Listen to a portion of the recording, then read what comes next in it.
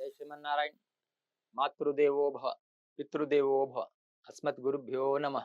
శ్రీ శ్రీ శ్రీ ఇదండి చిన్న శ్రీమన్నారాయణ రామానుజ జియర్ స్వామి వారి పాదపద్మాలకు నమస్కరిస్తూ, భగవద్బంధులారా, ఎందరో మహానుభావులు, అందరికీ వందనాలు.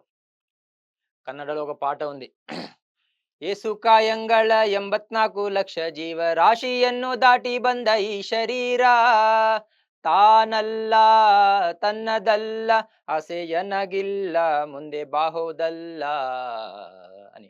84 లక్షల జీవరాశుల తర్వాత మానవ జన్మ అన్నమాట. తల్లిదండ్రులు జన్మనిస్తారు, గురువు జన్మ లేకుండా చేస్తాడనమాట. అలాంటి గురు పరంపర ఉన్న దేశమే ఈ భారతదేశం అన్నమాట. 2/2/1835లో క్లైవ్ లార్డ్ మెకాలే భారతదేశానికి వస్తాడు. భారతదేశం అంతా పర్యటన చేసిన తర్వాత వాళ్ళ నాన్నకు ఉత్తరం రాస్తాడు.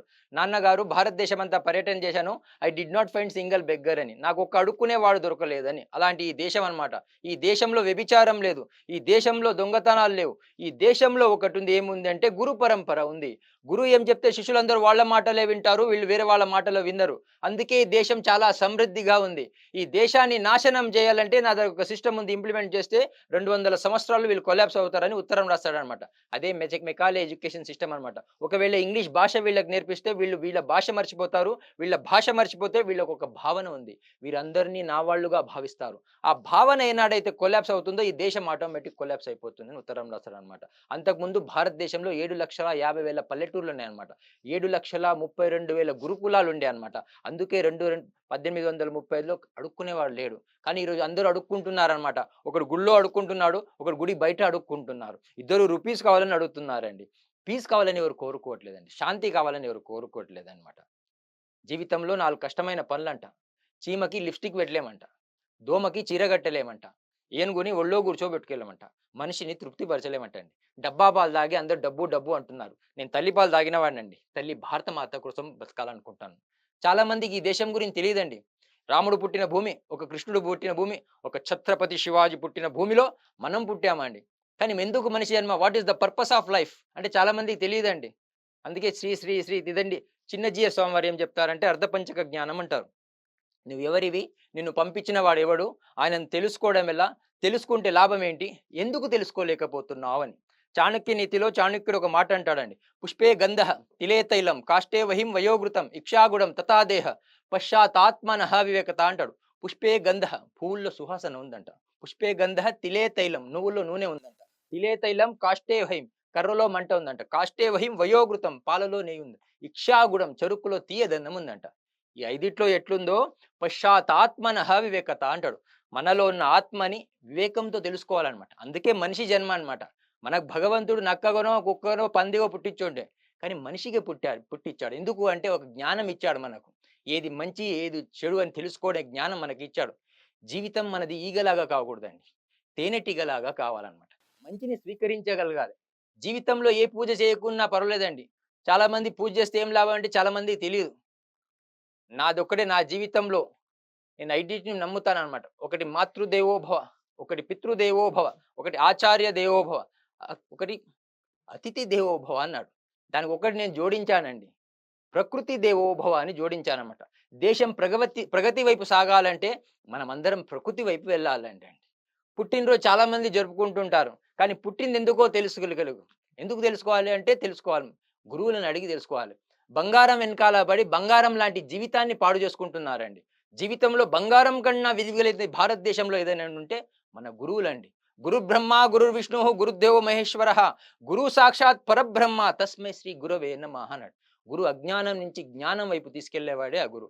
అలాంటి గురు పరంపరని మళ్ళీ ఈ దేశంలో చూడాలనుకుంటున్నాను. ఒక శవం వెళ్తుందంటండి, అటు నుంచి పెళ్లి కూతురుని తీసుకొస్తున్నారంట. అప్పుడు ఈ శవం ఆ పెళ్లి కూతురు చెప్తుందంట, అమ్మా నిన్ను నలుగురు మోస్తున్నారు, నన్ను నలుగురు మోస్తున్నారు, నీకు చీర కట్టారు, నాకు చీర కట్టారు, నీకు బొట్టు పెట్టారు, నాకు బొట్టు పెట్టారు, నీకు పుల్లదండ వేశారు, నాకు పుల్లదండ వేశారు. కానీ ఒకటి మర్చిపోకమ్మా, ఒకప్పుడు నేను నీ పొజిషన్లో ఉన్నాను, పెళ్లి కూతురుగా ఉన్నాను, కానీ ఒకరోజు నువ్వు నా పొజిషన్ రావాలని శవం చెప్తుందంటండి. అందరం పోయేవాళ్ళమే, కానీ వచ్చింది ఎందుకో తెలుసుకోవాలన్నమాట. తల్లిదండ్రులు జన్మనిస్తారు, గురువు జన్మ లేకుండా చేస్తారనమాట. ఈ భారతదేశంలో పుట్టడమే చాలా గర్వంగా నేను భావిస్తుంటాను. ఒక టాయిలెట్‌కి, టూలెట్‌కి తేడా తెలియని వ్యక్తిని నేను మీ ముందు మాట్లాడుతున్నానండి. నేను మీలాగా అక్కడ కూర్చునేవాడినండి. శ్రద్ధగా వినేవాడిననమాట. తింటే పశువుల విలువ పెరుగుతదంట, వింటే మనుషుల విలువ పెరుగుతదనమాట. ఆ శ్రద్ధా భక్తితోని గురువులు చెప్పిన మాట వినాలన్నమాట. చాలామంది జీవితం దండగా అనుకుంటారండి. కానీ నేను జీవితం రోజు పండగ అనుకుంటా అన్నమాట.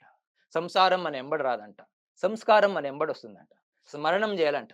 స్మరణంలో మర్చిపోతే మరణం అన్నమాట. అసతో మా సద్గమయ, తమసో మా జ్యోతిర్గమయ, మృత్యోర్మా అమృతం గమయ అన్నమాట. ఎంట్రుకలు పండుతున్నాయంటే టికెట్ ఆర్ఏసీలో ఉందండి. ఎప్పుడైనా కన్ఫర్మ్ అన్నమాట. బర్త్‌డే సెలబ్రేషన్ చేస్తున్నామంటే మనం డెత్ దగ్గరికి వస్తున్నామండి. కానీ ఇది what is the purpose of life అంటే చాలా మందికి తెలీదండి. What is the meaning of life అంటే life itself there is no meaning. God has given opportunity to create the meaning. భగవంతుడు మనకు ఒక అవకాశం ఇచ్చాడు. దేవుడిని నమ్ముకోండి అన్నారండి. ఎక్కడైనా నమ్ముకోండి అని చెప్పారండి? కానీ భగవంతుడిని నమ్ముకునే స్థాయికి ఎదిగాడు. చెప్పులు ఏసీ రూమ్‌లో పెట్టి అమ్ముతున్నాడండి. దేవుడిని రోడ్డు మీద పెట్టి అమ్ముతున్నారండి. ఎంత దౌర్భాగ్యం అండి ఈరోజు దేశానికి. పూర్వీకులు మన ఆలయాలు కట్టారండి. ఎంతెంత పెద్ద ఆలయాలు కట్టారండి. దేనితోని కట్టారండి? శ్రద్ధాభక్తితోని కట్టారండి. ఈరోజు గుళ్ళు చిన్నగా అయిపోయాయండి. భగవంతుడు రోడ్డు మీదకొచ్చేసాడు. ఆ భగవత్ తత్వాన్ని తెలుసుకోవాలి. ఆ గురువుల్ని అడిగి తెలుసుకోవాలన్నమాట. విషయం తెలుసుకోవాలి. విషయం తెలిస్తే జీవితం విశేషంగా ఉంటుందండి. లేకుంటే విషంగా మారిపోతుంది. ఉన్న స్థాయి నుంచి ఉన్నత స్థాయికి ఎదగడమే భారతీయత అన్నమాట. టీచర్ పిల్లవాడిని అడిగిందంటండి. జగన్నాథ్ టెంపుల్ ఎక్కడుంది అని. ఎక్కడుందండి అంటే చాలామంది చెప్తుంటారు పూరి అని. పిల్లవాడు పూరి అని రాశాడంటండి. ఎనక వాడికి కాపీ కొట్టాలంటండి. వాడు అనుకున్నాడంట నేను పూరి రాస్తే టీచర్ తెలిసిపోతుందని వాడు చపాతి అని రాశాడంటండి. 2 ఆన్సర్ టీచర్ దగ్గర పోయిందండి. టీచర్ కూడా ఆన్సర్ తెలియదంటండి. టీచర్ అనుకున్నదంట పూరి అయినా, చపాతీ అయినా గోధుమ పిండితోనయిందని ఇద్దరికి 100 మార్కులేసింది. అది పరిస్థితి. కాబట్టి మనం ఏదో ఒక గురువుని నమ్ముకోవాలండి. అలాంటి గురు పరంపర ఉన్న భారతదేశంలో పుట్టడం ఇది నాకు గర్వకారణంగా భావిస్తున్నాను. ఎందుకంటే అందరిని ప్రేమించగలగాలన్నమాట. పొద్దున్న లేస్తే కులం ఏది? నువ్వు ఆంధ్రనా? తెలంగాణ?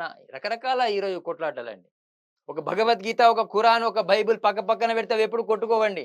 అది చదువుకున్న వాళ్ళు కొట్టుకుంటున్నారండి. నేను గొప్ప, నాది గొప్ప అని. శరీరంలో ఏ పార్ట్ గొప్పదండి?